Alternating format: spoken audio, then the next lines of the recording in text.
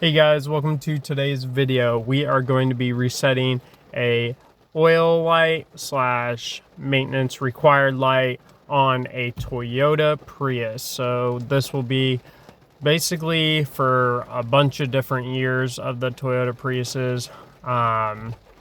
I'll link that into the description, but should be majority of them.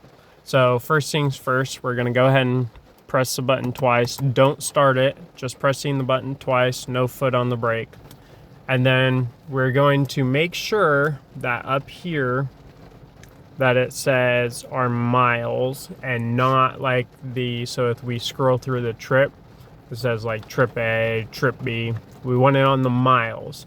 So then what we're gonna do is come over here on the ODO trip button that you use to change your trip. You're going to press and hold it, and while you're doing that, you're going to go ahead and power this off, and then to power it back on, don't put your foot on the brake again, just push it on, and it should have the 5 blinking lights, and it counts down, and then it'll be all 0, and then show your miles again. Then you can let up on the button.